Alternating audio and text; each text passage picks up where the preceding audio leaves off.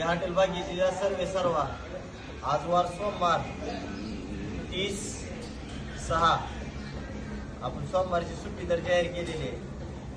पण काही व्हिडिओ पडायला लागल्यामुळं खास आपण हे व्हिडिओ तयार करायला लागलो. खास आज मी गरिबीतून मोठा झाल्यामुळं आणि आज आमचं हॉटेल चांगलं चालायला लागल्यामुळं काय इथलेच लोकलचे काय इथल्या जवळच्या लांबच्या गावाचे येऊन 5-10 जण येतात. मुद्दाम भांडण करून मुद्दाम तरादरी करून त्याच्यानंतर येऊन स्वतः व्हिडिओ बनवून सोशल मीडियावर टाकायला लागल्यात. कारण की हॉटेल बदनाम व्हावं, या हॉटेलचं नाव जे पुढे चाललंय ते कसं बदनाम होईल, एखादा गरीब कसा वरी चाललेला आहे त्याला कसं खाली आणायचं, त्यासाठी सगळ्यांनी आम्हाला त्रास द्यायला चालू केलेला आहे. त्या दिवशीच का ना ती पांढरी ज्या दिवशी झाली त्या दिवशी आमच्या घरच्याचं नरड पॅक झालेलं होतं, अक्षरशः नरड पॅक केलेलं होतं त्यानं, सोडता सोडत नव्हता. ती बी आपण व्हिडिओ शूट करणार आहोत थोड्या वेळानं कॅमेऱ्यातनं काढून. तरी पण काय म्हणजे असे व्हिडिओ सोडायला लागले की निष्कारण काय कारण नसते त्याला.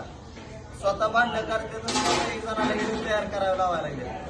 त्याचे काय जरूर बी नसताना म्हणजे निष्कारण आम्ही जागेवर बी असलो निष्कारण 5-6 जण येते, त्यातले एक जण व्हिडिओ बनवून 5 जण भांडण करायला बघतात आमच्या संग. त्याला कारण नसते, त्याला काय नसते.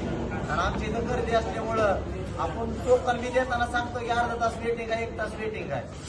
तरी बी गिराईक काय ऐकत नाही, घेताना घेतोय मुद्दावर परत भांडण करतोय.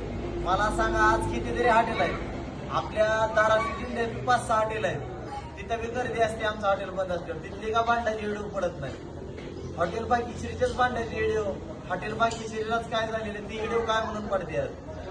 कारण की हॉटेलचं नाव बदनाम करून हॉटेल कसं लवकर बंद करण्यात येईल, एखादा गरीब एखादा मराठी उद्योजक कसा पुढे चाललाय त्याला कसं खाली खेचायचं, ह्या प्रयत्नानं प्रत्येक व्हिडिओ माझा टाकायला लागले, व्हायरल करायला लागले.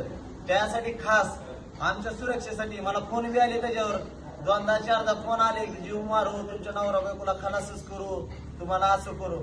त्याच्यासाठी खास आम्ही 3 बाउन्सर लावलेले आहेत आमच्या सुरक्षेसाठी खास.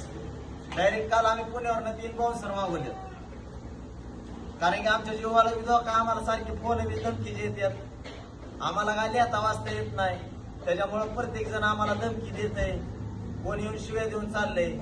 त्याच्यामुळं व्हिडिओ जास्त परिणामात आमचेच व्हायरल व्हायला लागलेत. आज बघायला लागला तुम्ही आठवड्यातनं 2दा-3दा आमचेच व्हिडिओ पडतात. दुसऱ्या